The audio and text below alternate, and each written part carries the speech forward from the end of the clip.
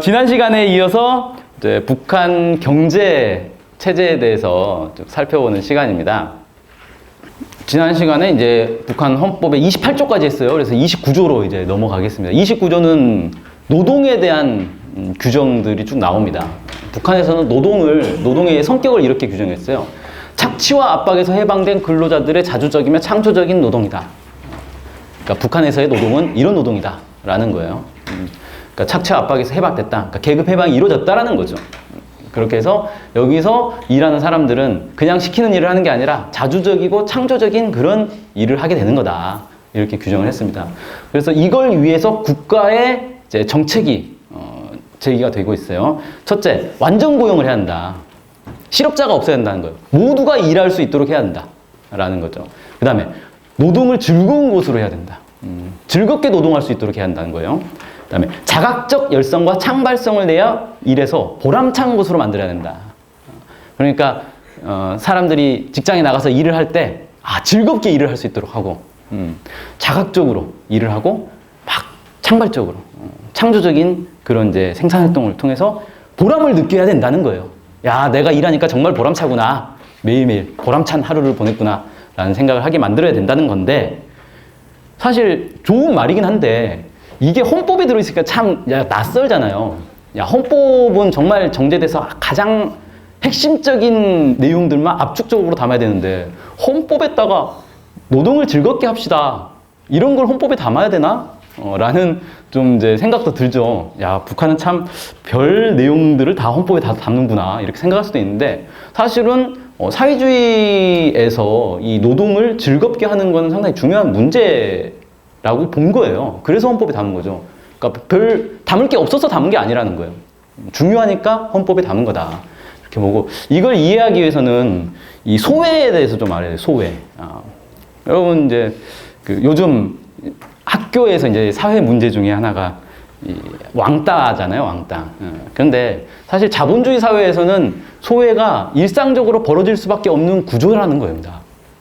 이게 마르크스가 1844년에 경제학 철학 수고라는 논문을 썼는데, 거기서 이제 이 소외에 대해서 이렇게 규정을 합니다. 통제력을 상실한 상태, 무력감. 그러니까 내가 내 삶에 대해서 나는 이렇게 살 거야 라고 했는데 그렇게 살 수 없는 구조에 있으면 소외를 느낀다는 거예요. 무력감. 내가 막 저항을 했는데 안 돼요. 엄마한테 막 장난감 사달라고 막 했는데 엄청 얻어맞고 결국은 못 사. 살 수 없는 상태라는 걸 깨달았어. 내가 별짓을 다 해도 엄마는 장난감을 사주지 않는구나. 이때 느끼는 이 무력감. 이게 소외 상태라는 거죠. 그래서 마르크스는 이 자본주의 하에서는 노동자들이 소외를 느낄 수밖에 없다라고 하면서 크게 4가지 소외를 얘기를 합니다. 이 노동의 소외인 건데, 첫째는 생산물에 대해서 소외를 느낀다. 내가 만들었지만 이건 내 게 아니라는 거예요. 자본주의의 가장 이제 핵심이 상품이잖아요. 옛날에는 상품이라는 개념이 없었어요. 상품은 뭐냐? 내가 만들지만 이걸 내가 쓰기 위해서, 혹은 내가 이걸 누군가 쓰게 하기 위해서 만드는 게 아니라 갖다 팔기 위해서 만드는 거예요. 이걸 만들어서 팔면 이걸 누가 쓰는지 어떻게 쓰는지는 나는 이제 모르는 거죠. 내 게 아니기 때문에 나와 관계없는 게 되는 거예요. 그런데 노동자들이, 자본주의 사회에서 노동자들이 열심히 공장에 나가가지고 뭔가를 만들었어요. 이걸 만들었어요. 리모컨을 딱 만들었는데 이 리모컨은 내 게 아니기 때문에 내가 어떻게 할 수가 없어요. 이거 내 거야, 내 집에 가져갈 거야, 이게 안 된다는 거예요. 열심히 만들어서 그거는 기업주에게 그냥 주는 거죠. 그래서 이게 어디로 팔려가서 어떤 사람들이 어떻게 쓸지를 모르는 거예요. 그래서 생산물에 대한 소외를 느끼게 된다라는 거죠. 두 번째는 노동 과정의 소외. 노동 과정의 소외라는 건 뭐냐면은 내가 일을 할 때 내가 원하는 방식으로 내 뜻대로 일을 하는 게 아니라 어떻게 되느냐? 기계에 맞춰서 일을 하게 되는 거예요. 인간이 주인이고 기계가 인간 말을 듣는 게 아니라 기계가 주인이고 인간이 기계 말을 듣게 되는 거죠. 노동자가 그렇다는 거예요. 그러니까 기계가 돌아가는 거에 맞춰서 노동자들이 거기에 맞춰서 일을 하게 되는 거예요. 노동자가 자기 육체적 상태에 맞춰서 일을 하고 거기에 기계가 맞춰주는 게 아니라 그렇게 된다는 거죠. 컨베이어 벨트 막 돌아가면 어떻게 합니까? 화장실 가고 싶어도 참아야 되잖아요. 참고 계속 쉬는 시간 될 때까지 계속 일해야 되잖아요. 이런 거예요. 그래서 노동 과정에서 소외가 된다라는 거죠. 세 번째는 동료 인간에게서 소외가 된다. 이건 뭐냐면 같은 노동자들끼리 경쟁 상태가 되는 거예요. 자, 자본주의에서는 노동력도 시장 상품이죠. 그래서 노동시장에 노동자들이 내놔져 있는 거예요. 하나의 상품으로. 그래서 경쟁 속에서 어디에 취직할 것인가 이걸 경쟁을 하게 되는 거죠. 노동자 자기 동료들이 다 경쟁 상대인 거예요. 그래서 취직이 됐어. 취직이 되면 같은 직장에 있는 사람들이 또 경쟁 상대예요. 내가 빨리 승진해야 되는데 남을 딛고 올라가야 되는 거죠. 그렇게 됨으로써 원래 인간의 본성, 집단주의적 본성, 사람과 공감하고 유대하면서 사는 그런 본성들이 깨지게 된다는 거죠. 그래서 같은 동료들끼리도 서로 배타적인 상태가 되는 이런 동료 인간으로부터도 소외가 된다라는 거고, 이 세 가지가 다 더해지니까 결국 인간 본성, 정말 자주적으로 살고 자기의 의지에 의해서 창조적으로 사회를 이루고 동료, 같은 사회에 있는 사람 집단들과 서로 이렇게 교감하면서 사는 그런 상태에서 소외되기 때문에 인간 본성으로부터도 소외가 된다는 거예요. 그래서 결국 자본주의 하에 노동자들은 이런 이제 소외된 삶을 살면서 인간성을 이제 파탄나게 된다. 이런 게 이제 마르크스가 얘기한 이 노동의 소외인데, 이걸 이제 사회주의에서는 이걸 극복해야 된다라는 거죠. 그래서 그걸 헌법에 박아 놓은 거예요. 노동을 즐겁게 해야 한다. 즐거운 것이 돼야 된다. 노동이. 정말 힘들고 막 하기 싫고 이게 아니라, 내가 하고 싶어가지고, 재밌네. 이런 이제 노동이 돼야 된다는 걸 헌법에 박아 넣은 거죠. 이런 이제 이론적 배경 아래에서 그런 헌법이 나왔다. 이렇게 보시면 되겠네요. 자, 그래서 이 노동의 소외를 극복하기 위해서는 이렇게 해야 된다라고 마르크스가 얘기한 거예요. 자기 노동의 가치를 알아야 된다. 내가 이걸 만들면 이게 어떤 사람들에 의해서 어떤 용도로 쓰여지는지를 알아야 된다는 거예요. 그랬을 때 이걸 더 열심히 잘 만들게 된다는 거죠. 안 그러면 이렇게 불량품 나와가지고 맨날 테이프 붙여가지고 돌돌 말고 이렇게 불량품이 나온다 이거예요. 자기 노동의 가치를 잘 알아야 된다. 그래서 북한에서는 이걸 이제 구현하기 위해서 어떻게 합니까? 어떤 매 기업소마다 정책을 내올 때 노동자들이 왜 이런 그 목표를 내거는지, 우리 기업소는 왜 1년에 이 리모컨을 10,000개를 만들기로 했는지, 이런 것들에 대해서 끊임없이 교양을 한다는 거예요. 그래서 내가 이걸 만들었을 때 이게 정말 우리 경제 발전에 이바지하는 거구나 라는 걸 계속 알게 만든다는 거죠. 그다음에 두 번째로는 노동의 보상을 제대로 받아야 된다라고 얘기를 합니다. 그래서 노동의 보상, 쉽게 말해서 월급이죠. 월급을 잘 받아야 된다는 건데, 일한 만큼 받아야 된다는 게 기본이에요. 사회주의 경제 법칙의 이제 기본은 일한 만큼 받는다. 그래서 우리가 흔히 사회주의 사회는 평등하니까 모두가 다 똑같은 월급을 받을 거야 라고 생각하기 쉽지만 그렇지 않습니다. 사회주의 국가에서도 어떤 일을 하느냐, 얼마나 일을 하느냐에 따라서 월급이 다 달라요. 그렇게 돼 있어요. 왜? 노동의 보상을 제대로 받아야 되니까. 일한 만큼 받아야 되니까. 자, 이걸 이제 북한에서는 헌법에 박아 넣은 거다. 이렇게 보시면 되겠네요. 다음에 30조, 31조는 노동 인권에 대한 얘기다. 이렇게 보시면 되겠습니다. 자, 하루 노동 시간은 최대 8시간으로 제한이 되어 있어요. 이건 뭐 우리나라하고 똑같죠. 노동 시간을 조건에 따라 단축할 수 있게 되어 있습니다. 중노동, 어려운 일, 험한 일은 8시간보다 더 줄여서 할 수 있게. 그 다음에 특수한 조건, 뭐 악천후가 닥쳤다, 아니면 겨울, 뭐 아주 북측 산간 지역에 겨울에는 좀 근로시간을 단축하자. 아니면 이제 뭐 여름에 폭염 기간에는 근로시간을 좀 단축하자. 이런 단축을 할 수는 있게 돼 있어요. 하지만 연장은 할 수 없게 돼 있어요.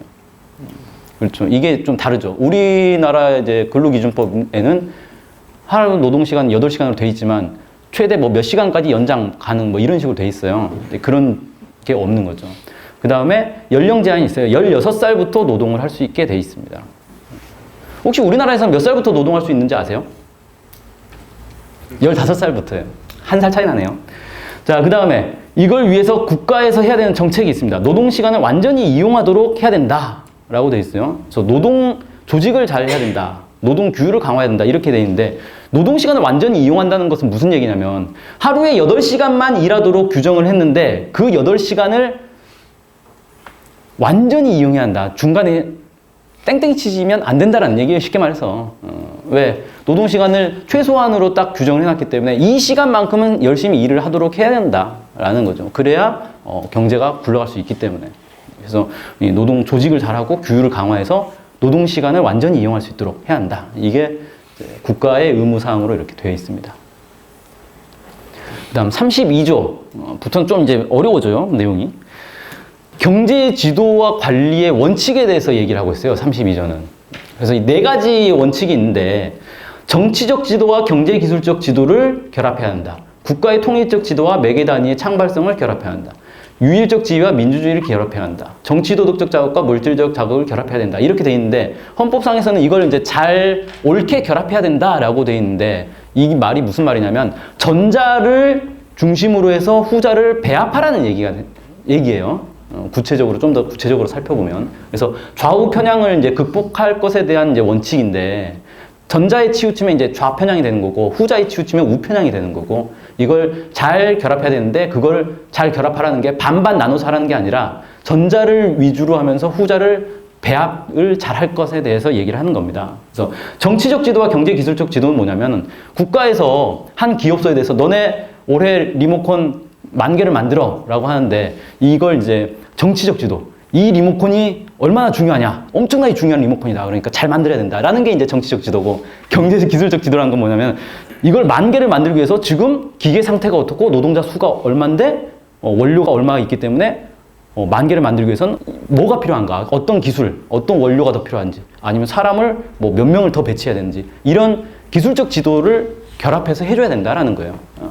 그 다음에 국가의 통일적 지도와 매개단위 창발성은 뭐냐면, 국가 통일적 지도는 국가 차원에서 경제 정책이 나온단 말이죠. 일련의 경제 노선, 뭐 해당 시기에 경제 정책들이 나오면 이걸 기준으로 해서 각 모든 기업소들, 관련 부서들이 다 여기에 맞춰서 일을 해야 된다는 거고, 그것만으로 끝나는 게 아니라 매 단위마다 특성들이 있다는 거예요.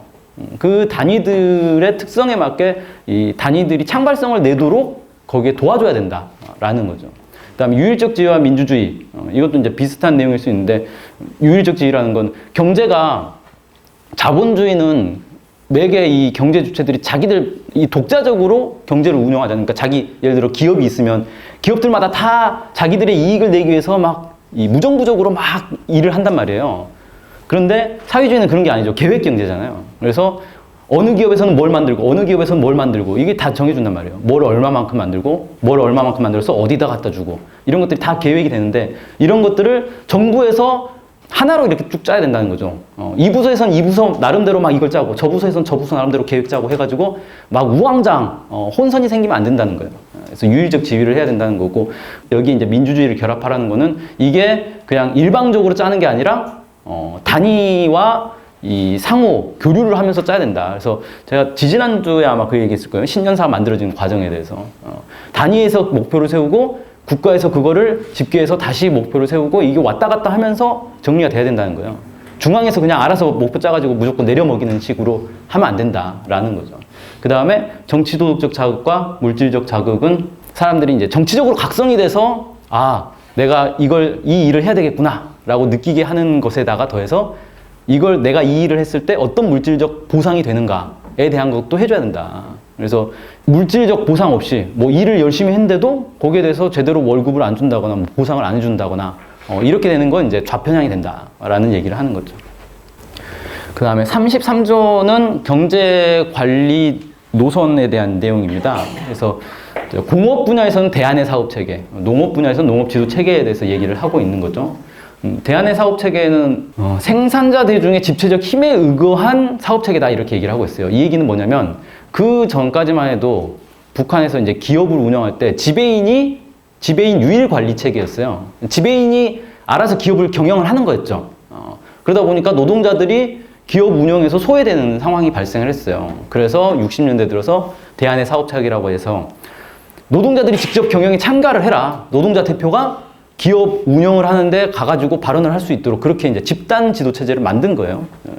그래서 이 집체적 힘에 의거해서 이 일을 하도록. 그래서 국가에서 예를 들어 리모컨 10,000개를 만들어라 라고 딱 내려왔을 때, 지배인이 혼자 끙끙 앓아가지고 사람들한테 어떻게 쥐어짜가지고 이 10,000개를 만들까, 이게 아니라 노동자들이 모여가지고 어떻게 이 10,000개를 만들 것이냐를 같이 논의하고 같이 방법을 짜내고 같이 결의한다는 거예요.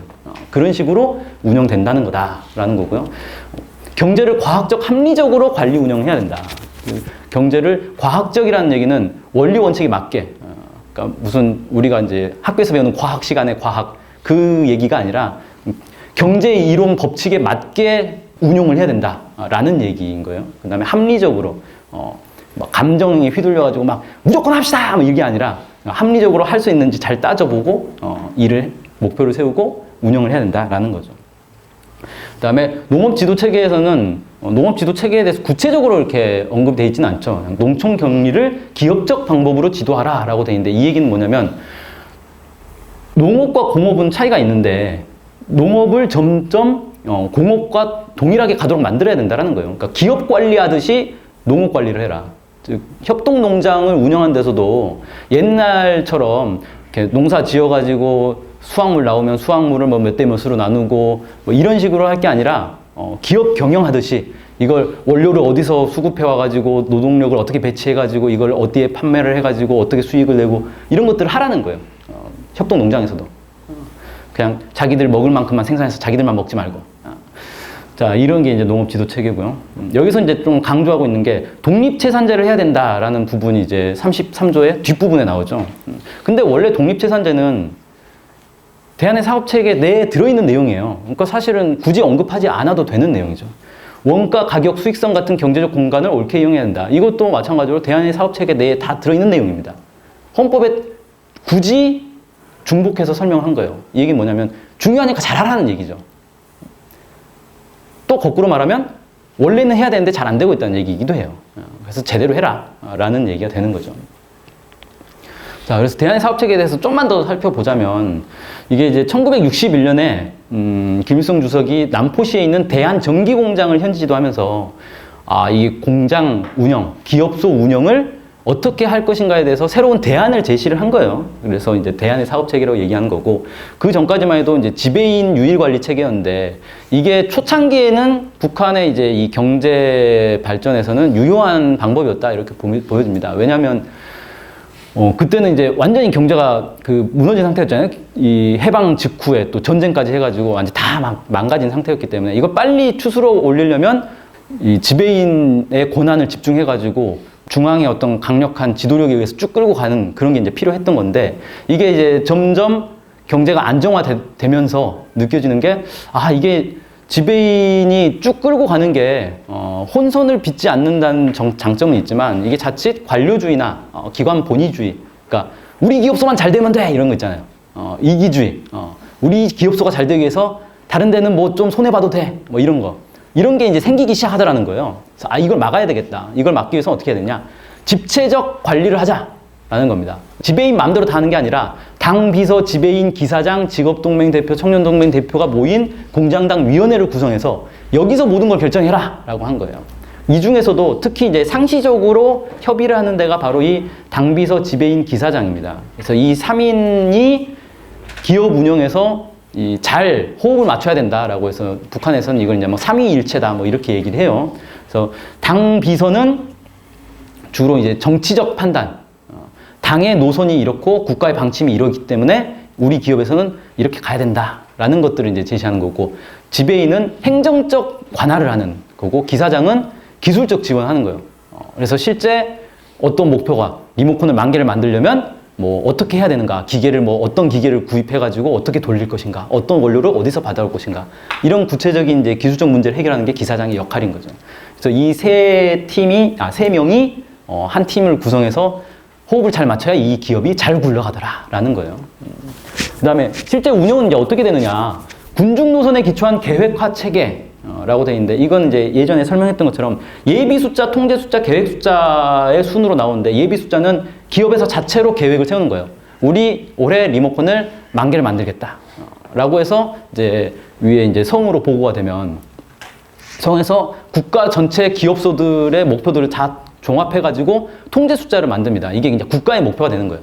그래서 우리가 올해 리모컨이 10만 개가 필요한데 이 기업소에서 그럼 10,000개가 아니라 11,000개를 만들어줘야겠다. 이렇게 해서 다시 내려가는 거예요. 그렇게 해서 나오는 게 이제 계획 숫자가 되는 거죠. 그러면 이제 이 11,000개를 만들기 위해서, 원래는 10,000개를 만들려고 했는데 11,000개니까 1,000개를 더 만들어야 돼요. 원료를 어디서 구할 것이며, 사람을 또 어디서 구할 것이며, 이런 것들에 대한 이제 계획을 또 짜야 되는 거죠. 그런 식으로 이제 운영이 된다라는 거고요.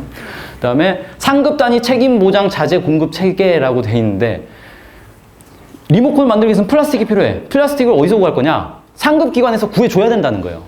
우리 기업소가 알아서 구하는 게 아니라 기업소가 속해 있는 상급기관, 예를 들어 뭐 경공업성에서 자재를 플라스틱을 구해다가 이 기업소에 내려줘야 된다는 거죠.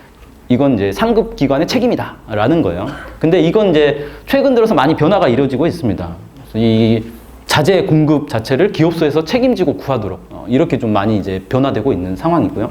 그다음에 후방 공급 체계 이렇게 돼 있는데 기업소가 기업소에 속한 노동자들과 그 가족들의 삶을 책임져 줘야 된다라는 거예요. 그래서 지배인 밑에 이제 부지배인이 있는데 후방 공급 부지배인이 항상 있어요. 그래서 이 사람은 뭐냐면은 기업소 공장 자체가 어떻게 굴러가느냐의 문제가 아니라 거기에 속해 있는 사람들을 어떻게 먹여 살릴 것이냐의 문제를 항상 고민하는 거예요. 이 사람이 격리위원회 위원장을 이제 겸임을 하게 되는데 그래서 우리 지금 노동자가 이번에 새로 한 1,000명을 더 뽑았으니까 1,000명이 살 수 있는 아파트를 더 지어야 되겠다. 식량을 어디서 구해와가지고 이 사람들한테 배급을 해줘야겠다. 이런 것들을 계속 하는 담당자가 따로 있게 되는 거죠. 그래서 북한의 이 시스템을 보면 전반적으로 국가 자체도 자립경제 노선을 가지고 있지만 도 차원에서, 군 차원에서, 그리고 기업소 차원에서 다 이렇게 자립적으로 굴러가는 최대한 스스로 모든 문제를 해결하도록 만들어주는 그런 이제 경제체제로 되어 있다. 이렇게 볼 수 있습니다. 그 다음에 이제 아까 독립채산제 얘기를 했는데 독립채산제의 정의는 이런 거예요. 국가의 지도 밑에 국영공장 기업소가 상대적으로 독자성을 가지고 경영 활동을 하면서 자체 수입으로 지출을 보장하고 국가에 이익을 주는 기업 관리 방법. 뭐 이렇게 이제 얘기를 했는데 이게 쉽게 말해서 기업을 운영을 하면 물건을 만들어서 팔면 돈이 나와요. 그 돈을 어떻게 합니까? 노동자들에게 임금으로 지불해 주죠. 그리고 끝. 그러면 이 공장은 만년 제자리겠죠. 그럼 어떻게 합니까? 이 순수익 중에 일부를 재투자를 해야 돼요. 그래야 기업이 점점 커질 거 아니에요. 그래서 이걸 어떻게 할 거냐? 이걸 중앙에서 일괄적으로 너네 순수익의 몇 %를 떼서 어디에 투자해 뭐 이렇게 하는 게 아니라 기업소 자체로 판단을 하는 거예요. 올해는 노동자들의 사기가 중요하니까 전부 재분배를 하자. 이렇게 할 수도 있고 기업을 운영하다 보니까 어떤 공장이 더 필요하겠더라. 그래서 그 순수익의 일부를 떼서 추가로 어떤 공장을 더 지을 수도 있고 뭐 이렇게 이제 자체로 이걸 운영할 수 있도록 해주는 게 이제 독립채산제라는 거죠. 그 다음에 34조에서는 계획경제에 대한 얘기가 나옵니다. 이 34조에서는 사회주의 경제발전 법칙에 맞춰서 경제를 관리해야 된다라는 얘기가 나옵니다. 사회주의 경제 발전 법칙이 뭐냐? 이걸 뭐 여기서 다 일일이 설명하자면 뭐 시간 너무 많이 걸리니까 이런 게 있다라는 것만 그냥 보시면 돼요. 인민경제의 계획적 균형적 발전 법칙. 인민경제를 그냥 자연 발생적으로 무정부 상태로 알아서 막 각 기업소 이런 데서 운영하는 게 아니라 계획적으로 너네는 뭘 만들고 너네는 얼마 만들고 이렇게 해줘야 된다는 거고 또 하나는 균형적 발전이라는 건 어느 특정 분야, 농업만 성장한다거나 경공업만 성장한다거나 뭐 광업만 성장한다거나 이런 게 아니라 균형적으로 잘 발전을 시켜야 된다라는 거예요. 이건 뭐 사실 당연한 것 같죠. 균형적 발전. 근데 이게 사실 북한 경제사를 쭉 보면은 북한 내에서 엄청난 이 민감한 문제고 많은 논란이 벌어졌던 것 중에 하나가 이 균형적 발전 문제입니다. 왜냐하면 균형에서도 핵심은 뭐냐면 축적과 소비 문제, 그 다음에 소비에서도 생산재와 소비재 생산의 문제, 이게 항상 걸려 있어요. 예를 들어서 중공업을 우선 발전시키고 농업과 경공업을 따라 발전시키는 게 북한의 초기 경제 노선이었죠. 그러면 중공업을 우선 발전시켜. 그리고 거기에 경공업과 농업을 따라 세워. 국가 예산을 어떻게 편성할 거냐. 이게 되게 어려운 문제예요. 6대4로 편성하면 될까? 아니야. 5.5 대 4.5로 편성해야 될까? 이거 가지고 계속 논란이 벌어집니다. 그런 이제 복잡한, 쉬운 문제는 아니다라는 거죠. 그다음에 노동 생산 능률의 끊임없는 성장 법칙. 이건 생산성이 계속해서 발전한다는 그런 법칙이에요. 사회주의적 축적 법칙. 경제가 성장하려면 축적이 있어야 되죠. 아까 얘기한 것처럼 재투자가 돼야 된다는 거예요. 재투자가 돼야 되는데 이게 이제 자본주의에서도 재투자는 되는 거잖아요. 이것과 사회주의는 근본적으로 다르다. 뭐 이런 이제 법칙입니다. 노동에 따른 분배 법칙. 이건 아까 말씀드린 것처럼 일한 만큼 줘야 된다라는 게 이제 그런 거죠. 이런 것들을 이제 헌법에 이렇게 쭉 설명을 한 거예요. 북한에서는 나름대로. 그래서 이제 계획경제의 원칙으로 축적과 소비의 균형. 1년 경제를 운영하고 나서 어떤 국민소득이 생겼을 때 이거를 일부는 노동자들에게 나눠주고 일부는 재투자를 해가지고 뭐 어떤 공장을 확장한다거나 어떤 산업을 키운다거나 이렇게 해야 되는데 이걸 어떤 비율로 할 것이냐 이런 것들을 잘 균형을 맞춰서 해야 된다라는 거죠. 여기서도 보면은 이제 북한의 문헌들을 보면 항상 이렇게 생각하면 돼요. 축적과 소비의 균형? 그러면 축적을 중심에 놓고 소비를 거기에 결합시키는 거예요. 그 원칙이 그렇게 되는 거예요. 그 다음에 경제 건설의 원칙에서, 그러니까 경제를 끊임없이 성장시켜야 된다는 거죠. 인민 생활을 향상시키는 방향으로 경제를 운영해야 한다. 국방력을 강화하는 방향에서 계획을 짜야 한다. 이런 내용들로 되어 있습니다. 그리고 실제 이 이제 정책 방법론에서는 계획의 일원화 세부화를 이뤄야 된다. 이 부분도 사실 이제 북한 경제학 내에서는 되게 논란이 되는 부분인데, 일원화라는 건 사실 어렵진 않죠. 국가 이 경제 계획을 하나로 단일하게 만들어야 된다는 거예요. 부서별로 알아서 그냥 막 그 우후죽순 만드는 게 아니라 단일하게 만들어야 된다. 이건 어렵지 않은데, 세부화라는 건 뭐냐면 각 기업소들의 여러 가지 이제 막 경제 지표들이 있을 거 아니에요. 어떤 원료를 어디서 받아와 가지고 만들어서 그 중에 일부를 어디로 옮기고 막 이런 것들이 있는데, 이런 것들을 각 기업소가 알아서 하도록 놔둘 거냐, 아니면 중앙에서 이걸 다 계획을 세워서 짜줄 거냐의 문제예요. 이 세부화라는 건 그걸 정부에서 다 짜야 된다는 거예요. 근데 현장에 있는 이 경제 관료들이 볼 때는 이게 엄청 어려운 문제거든요, 사실. 언제까지 뭘 만들어가지고 어디로 옮겨서 이걸 가지고 다시 또 뭘 만들고, 이게 계속 이제 순환이 돼야 되는데, 계획을 세우는 것도 어렵고, 계획을 세웠다고 해서 그대로 된다는 것도 참 어렵고, 그렇잖아요? 이거를 어디까지 세부화를 보장할 거냐, 정부에서. 이 문제가 북한 이제 경제학 내에서는 계속 논란이 됐었는데, 어쨌든 기본 원칙은 정부가 다 짜줘야 된다는 거예요. 그래야 계획 경제가 된다. 안 그러면 이제 경제가 무정부 상태로 자본주의식으로 굴러갈 수가 있다라는 거죠. 그 다음에 생산 장성의 높은 속도와 인민 경제의 균형적 발전. 이 부분도 마찬가지로 생산재, 그러니까 중공업을 발전시키는 문제와 그다음에 경공업과 농업을 발전시키는 문제, 이거를 어떻게 이 속도를 맞출 거냐의 문제고, 기본적으로는 경제를 발전시키기 위해서는 중공업을 우선시해야 된단 말이에요. 생산재를 막 생산을 해야 돼요. 그래야 경제가 막 성장을 하죠. 근데 그렇게 되면 인민 경제가 이제 후순위가 되는 거죠. 경공업, 농업이 후퇴하게 되죠. 그래서 보통 이제 북한 경제 계획을 보면 뭐 5개년 계획, 몇 개년 계획 이런 것들이 나오는데, 중간중간에 이 완충기라는 걸 둔 경우가 있었어요. 이건 뭐냐면 경제 성장을 빠르게 하다 보니까 인민 경제에서 이제 뒤처지는 부분이 나타난다는 거죠. 작년에 7차 당대회 그 사업 보고에도 보면 그런 부분이 나타나요. 이 경제 내에, 인민 경제 내에 편차가 너무 심하다. 어떤 부분은 막 빠르게 발전했는데 어떤 부분은 뒤처져 있고, 이런 편차가 심하다라고 평가가 나옵니다. 실제 그런 현상들이 나타나는 거예요. 그래서 이걸 막기 위해서 완충기를 두고 부족한 부분들을 투자를 해가지고 다시 따라 세우는 거예요. 그렇게 하고 일정 정도 따라 세워지면 다시 경제 성장을 위해서 다시 또 이제 뭐 5개년 계획 뭐 이런 거 세워가지고 발전시키는 거고, 이런 식으로 좀 많이 운영을 하고 있습니다. 자, 35조 예산, 국가 예산을 어떻게 할 거냐 원칙. 모든 부문에서 증산과 전략 투쟁을 강화해야 된다라고 되어 있는데, 이건 뭐냐면 경제가 발전하려면 투자가 이루어져야 되는데, 북한은 이제 자립적 민족 경제를 추구하다 보니까 외부에서의 투자는 생각할 수 없단 말이에요. 내부에서의 투자를 생각해야 되는데, 내부에서 투자는 순수익의 일부를 투자로 돌리는 것과 함께 예비를 동원해야 한다는 거죠. 아끼면 아낀 데서 돈이 나와서 투자를 할 수 있다라는 거예요. 그래서 아껴야 된다. 전략을 기본으로 이제 제시를 하죠. 그 다음에 재정 통제를 엄격히 실시해야 한다. 그래서 예산의 법령화. 북한에서는 최고인민회의에서 예산안이 나오면 그게 법하고 똑같은 효력을 가져요. 그래서 그 결정된 예산을 제대로 집행하지 않으면 그게 법을 위반한 게 됩니다. 그래서 처벌을 받게 돼요. 그렇게 이제 엄격하게 실시한다라는 거죠. 그 다음에 예산을 짜는 방향은 국가 축적을 체계대로 확대해야 된다. 그러니까 쉽게 말해서 재투자를 점점 늘려야 된다라는 거죠. 그렇게 해야 경제가 장기적으로 안정적으로 성장할 수 있으니까. 그 다음에 사회주의적 소유를 확대 발전시켜야 된다. 사회주의적 소유라는 건 국가 소유, 협동적 소유를 얘기하는 거예요. 개인 소유에 비해서 국가 소유나 협동적 소유의 비율을 늘려야 된다라는 말도 되고, 절대량, 그러니까 국가 소유나 협동적 소유의 양을 자체를 늘려야 된다. 뭐 이런 의미도 되겠죠.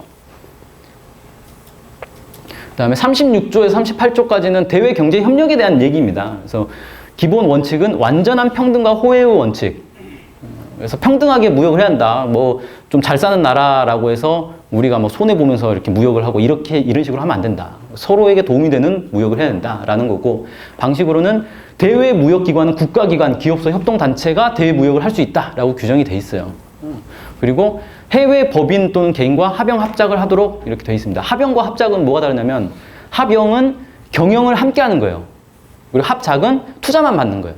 그래서 해외 자본이 들어와도 이 사람들이 함께 경영을 할 수도 있고, 투자만 하고 북한에서 자체로 경영을 할 수도 있고, 뭐 이런 다양한 방식의 경제 협력을 보장을 하고 있는 거죠. 특수경제지대에서 기업 창설 운영을 보장한다. 이렇게 돼 있죠. 이건 뭐냐면 특수경제지대, 뭐 나선 특구라든지 이런 데 있잖아요. 이런 데에서는 해외 자본이 직접 들어와서 직접 기업을 운영할 수도 있다라는 얘기입니다. 그리고 자립적 민족 경제를 보호하기 위해서 관세 정책을 편다. 이건 뭐 어느 나라나 마찬가지죠. 관세를 통해서 자국 산업을 보호하는 거죠. 이런 내용들로 되어 있습니다. 자, 여기까지 해서 북한 경제 2주에 걸쳐서 쭉 살펴봤네요. 이렇게 좀 정리를 하고 이제 강연을 마치도록 하겠습니다. 감사합니다.